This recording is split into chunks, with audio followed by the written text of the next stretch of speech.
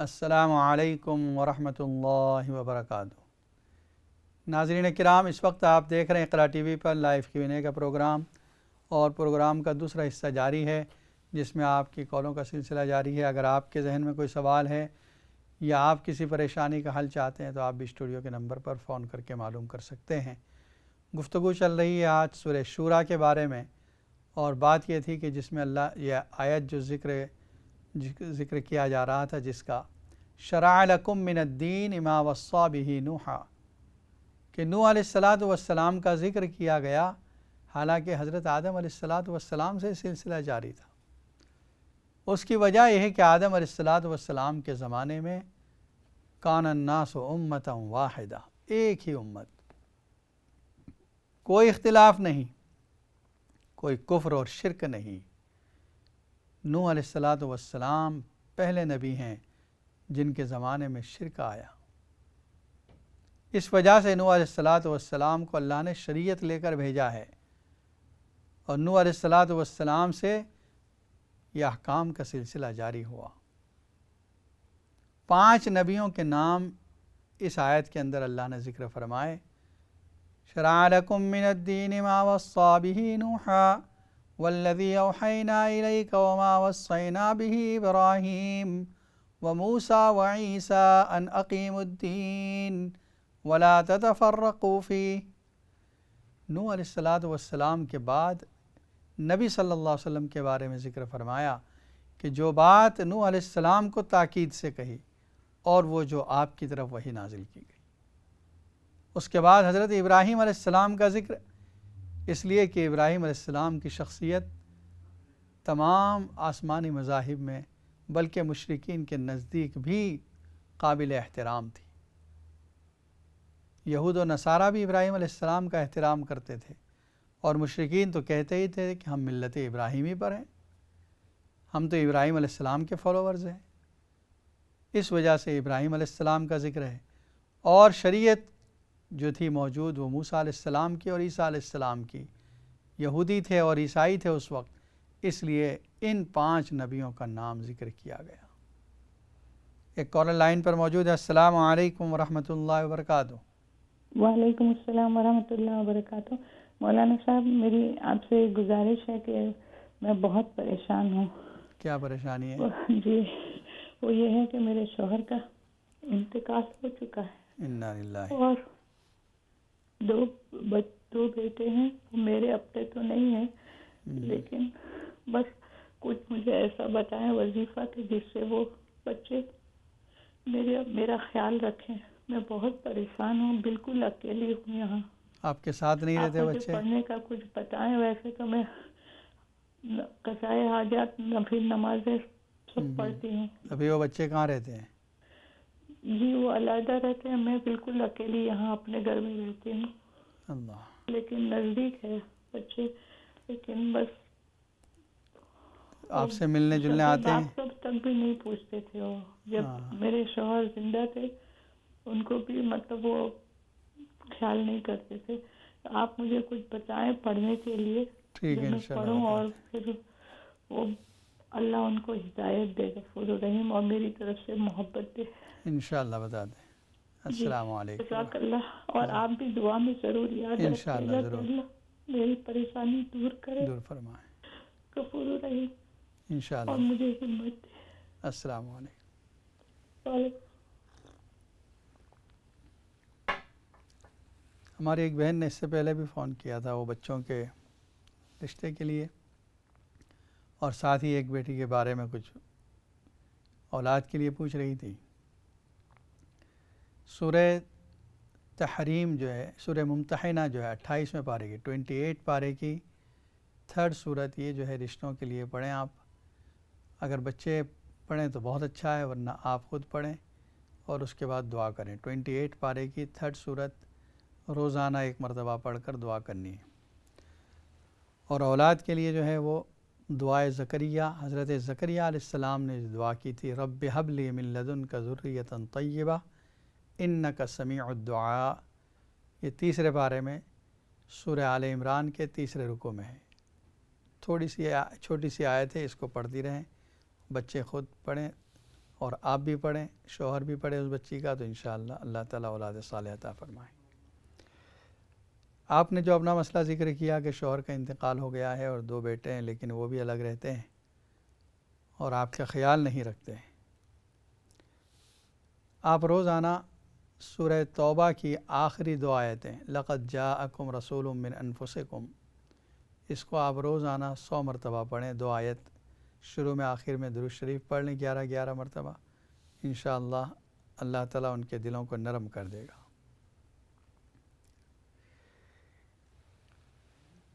گفتگو چل رہی تھی سورہ شورا کے بارے میں، تو حضرت نوح علیہ السلام کا ذکر، نبی صلی اللہ علیہ وسلم کا ذکر، ابراہیم علیہ السلام کا، اور حضرت موسیٰ اور حضرت عیسیٰ علیہ السلام کا ذکر، 5 نبیوں کا ذکر اس صورت میں آیا، اس آیت میں آیا۔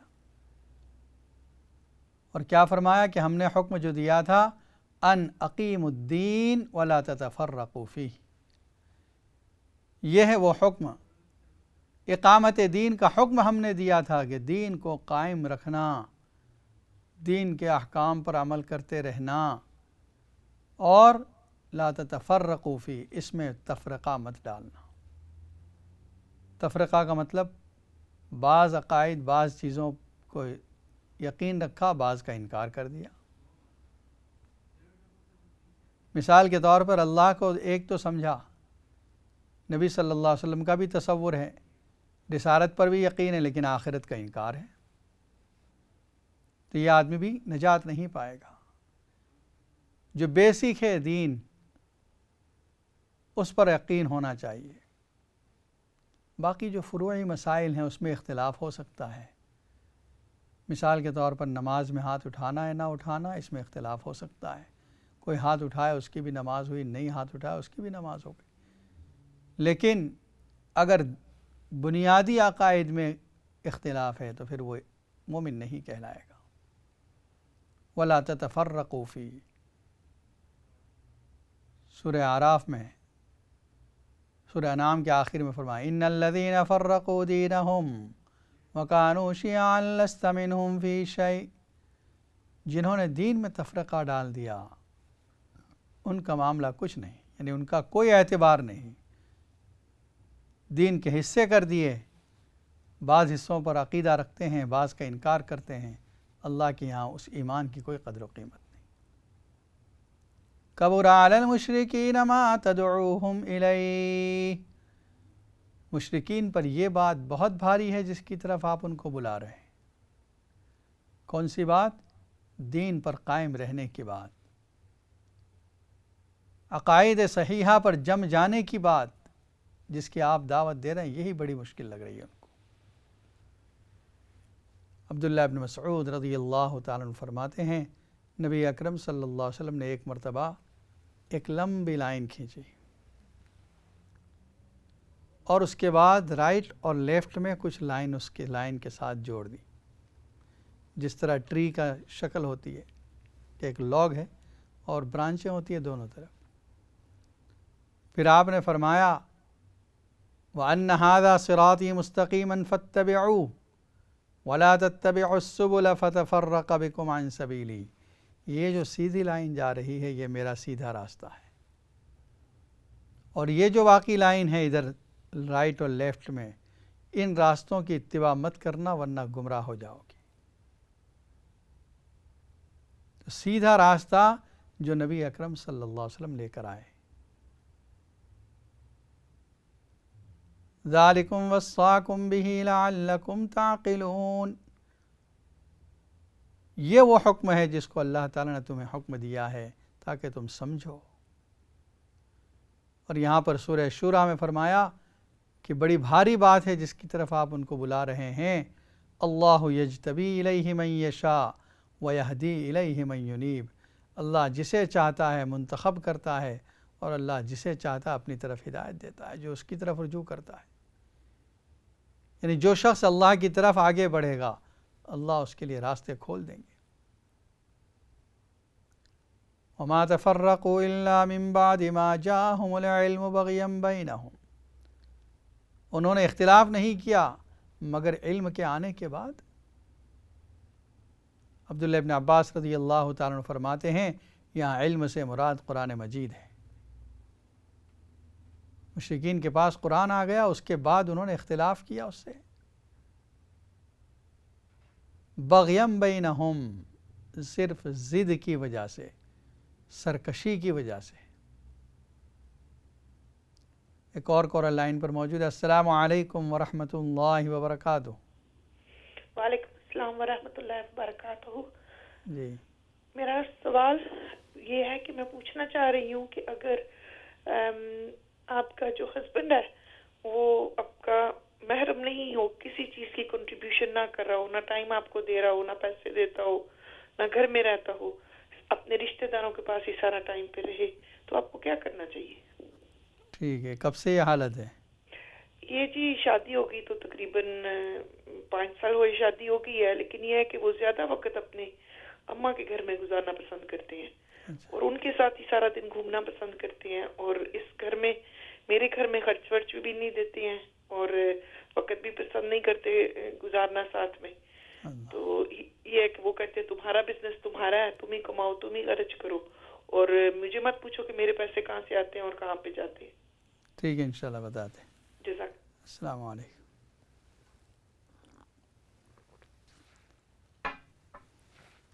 دیکھیے، بہن کا سوال جو ہے یہ ہمارے معاشرے کا ایک المیہ ہے، ٹریجڈی ہے۔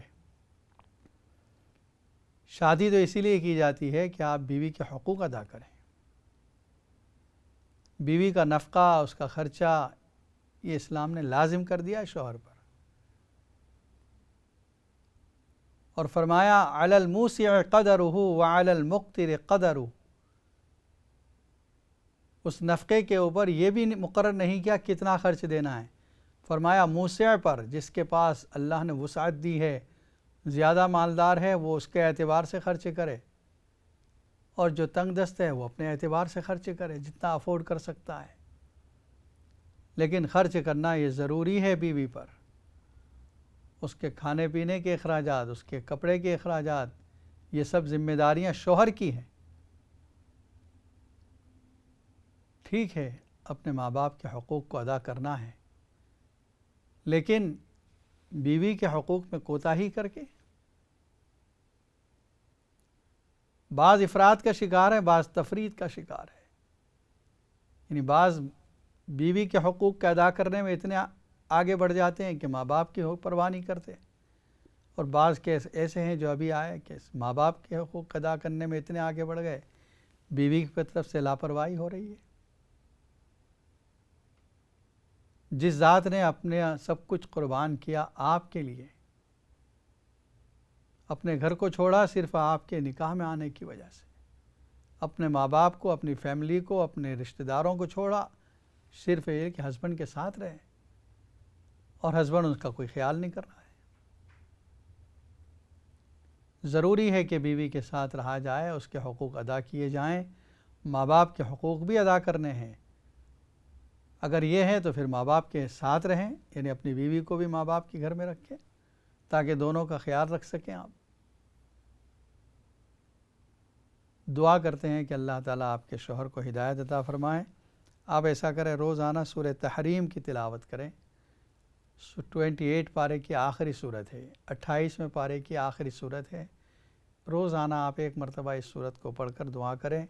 ہم بھی دعا کرتے ہیں کہ حق تعالی شان ہو آپ کے لیے، آپ کے شوہر کے دل میں رحم اور محبت ڈال دے آپ کی۔ تو اللہ تعالیٰ نے فرمایا مشرکین پر کہ یہ لوگ آپس میں اختلاف کر رہے ہیں قرآن کے آنے کے بعد بھی، بغیم بینہم، ضد کی وجہ سے، یعنی کوئی ریزن، کوئی معقول ریزن نہیں ہے ان کے پاس نبی صلی اللہ علیہ وسلم کی مخالفت کا۔ بغیم بینہم، ضد کی وجہ سے۔ اسی طرح یہود و نصارہ جو آپ کی مخالفت کر رہے ہیں صرف اس وجہ سے کہ آپ بنو اسماعیل میں پیدا ہوئے اور یہ سلسلہ بنو اسحاق کا ہے، یعنی یہود جو سلسلے سے تعلق رکھتے ہیں موسیٰ علیہ السلام وغیرہ اوپر تک، وہ حضرت اسحاق علیہ السلام تک پہنچتا ہے، اور نبی صلی اللہ علیہ وسلم کا سلسلہ حضرت اسماعیل علیہ السلام تک پہنچتا ہے۔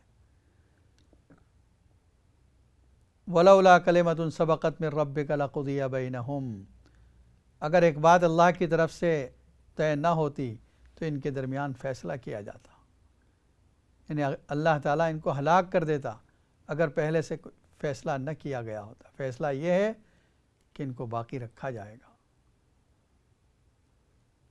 وَإِنَّ الَّذِينَ أُورِثُوا الْكِتَابَ مِن بَعْدِهِمْ لَفِي شَكٍّ مِّنْهُ مُرِيبٍ، جن کو کتاب کا وارث بنایا گیا وہ شک میں ہے۔ یہود و نصارہ کے بارے میں کہا جا رہا ہے جن کے پاس کتاب دی گئی وہ بھی نبی صلی اللہ علیہ وسلم کی نبوت کے بارے میں شک میں پڑے ہوئے ہیں۔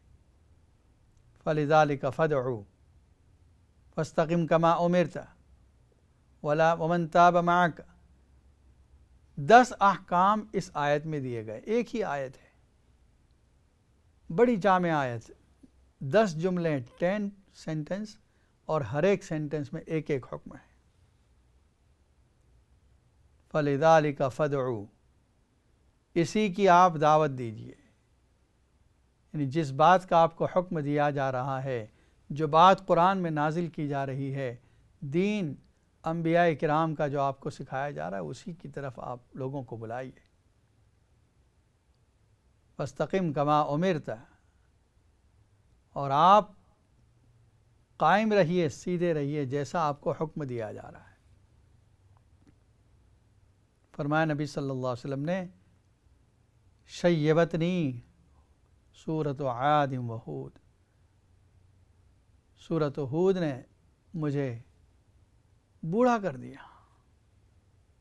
سورہ ہود کی ایک آیت جس میں آپ کو یہ حکم دیا جا رہا ہے، فَاسْتَقِمْ كَمَا أُمِرْتَ وَمَنْ تَابَ مَعَكَ وَلَا تَطْغَوْا، آپ اسی طرح قائم رہیے دین پر جیسا آپ کو حکم دیا جا رہا ہے۔ صحابہ اکرام رضی اللہ تعالیٰ عنہم نے ایک مرتبہ پوچھا، یا رسول اللہ صلی اللہ علیہ وسلم، آپ کی داڑھی کے کچھ بال سفید ہو گئے؟ تو اس وقت آپ نے فرمایا کہ مجھے بوڑھا کر دیا اس آیت نے۔ وَلَا تَتَّبِعْ أَهْوَاءَهُمْ، تیسرا حکم، ان کی خواہشات کی اتباع نہ کریں، آپ ان کی بات نہ مانیں۔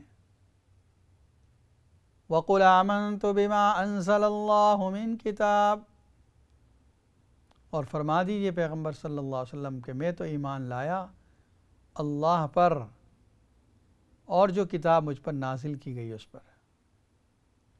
وَأُمِرْتُ لِأَعْدِلَ بَيْنَكُمْ، اور مجھے حکم دیا گیا ہے کہ میں تمہارے درمیان انصاف کروں۔ نبی صلی اللہ علیہ وسلم نے عملی طور پر انصاف کر کے بتا دیا۔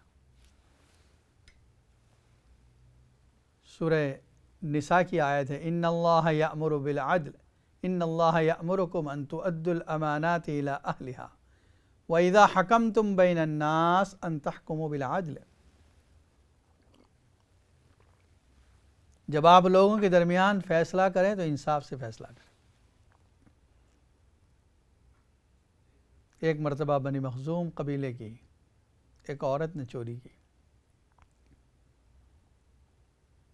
نبی صلی اللہ علیہ وسلم کی دربار میں یہ فیصلہ آیا، یہ کیس آیا تو آپ نے فیصلہ کیا اس کے ہاتھ کاٹے جائیں گے۔ بڑے گھرانے کی عورت تھی، صحابہ کرام رضی اللہ تعالی عنہم نے یہ سوچا کوئی سفارش کر دے اور اس کے ہاتھ نہ کاٹے جائیں، لیکن جرأت کس کی؟ اسامہ ابن زید رضی اللہ تعالی عنہ، یہ زید ابن حارثہ کے بیٹے ہیں، وہی زید ابن حارثہ جو نبی صلی اللہ علیہ وسلم کے اڈوپٹڈ سن تھے، لے پالک بیٹے تھے، منہ بولے بیٹے تھے، وہ بھی آپ کو محبوب تھے، اور ان کے بیٹے اسامہ ابن زید یہ بھی آپ کو بڑے پیارے تھے۔ کم عمر تھے، صحابہ کرام نے کہا آپ جا کر کہو کہ یا رسول اللہ اس عورت کی سزا کو منسوخ کر دیں، کینسل کر دیں۔ اسامہ چلے گئے اور عرض کیا یا رسول اللہ صلی اللہ علیہ وسلم اس عورت کی سزا کو کینسل کر دیجئے، بڑے شریف گھرانے کی عورت ہے۔ آپ صلی اللہ علیہ وسلم ٹیک لگا کر بیٹھے ہوئے تھے، چھوڑ کر سیدھے تن کر بیٹھ گئے، غصے سے سرخ ہو گئے، فرمایا قسم خدا کی اگر محمد کی بیٹی فاطمہ بھی چوری کرتی تو اس کے ہاتھ کاٹے جاتے۔ تم سے پہلے امتیں اسی لیے ہلاک ہوئیں کہ جب ان میں کوئی ادنا درجے کا آدمی کوئی گناہ کرتا اس پر حد جاری کرتے، اور جو کوئی معزز آدمی کوئی گناہ کرتا اس کو چھوڑ دیا کرتے تھے۔ تو یہ انصاف تھا۔ انصاف کے معاملے میں آپ نے سب کو برابر رکھا، حتیٰ کہ یہود بھی آپ کے پاس آتے تھے انصاف فیصلہ کروانے کے لیے۔ وَإِذَا حَكَمْتُمْ بَيْنَ النَّاسِ أَن تَحْكُمُوا بِالْعَدْلِ وَأُمِرْتُ لِأَعْدِلَ بَيْنَكُمْ اللَّهُ رَبُّنَا وَرَبُّكُمْ، اللہ ہمارا رب ہے تمہارا بھی رب ہے۔ لَنَا أَعْمَالُنَا وَلَكُمْ أَعْمَالُكُمْ، تمہارے لیے تمہارے اعمال اور ہمارے لیے ہمارے اعمال، یعنی جو تم نے اعمال کیے ہیں تم سے اس پر باز پرس ہوگی، اور ہم نے جو اعمال کیے ہم سے پوچھا جائے گا۔ اللہ ربنا وربکم لنا اعمالنا ولکم اعمالکم لا حجت بیننا وبینکم، ہمارے اور تمہارے درمیان کوئی حجت باقی نہیں۔ اللہ یجمع بیننا، اللہ جمع کرے گا ہمیں، وَإِلَيْهِ الْمَصِيرُ، اور اسی کی طرف لوٹ کر جانا ہے۔ آیت الکرسی بھی ایک ایسی آیت ہے جس میں ایک ہی آیت میں کئی باتیں ایک ساتھ ذکر کی گئی ہیں۔ ٹھیک اسی طرح یہ ایک آیت بڑی جامع آیت ہے جس میں بہت سے باتوں کو 10 احکام کو ایک ہی آیت میں اللہ نے نازل فرمایا ہے۔ تو اقامت دین یہ اس صورت کا خاص مضمون ہے۔ حق تعالی شانہ ہمیں دین پر عمل کرنے کی توفیق عطا فرمائے۔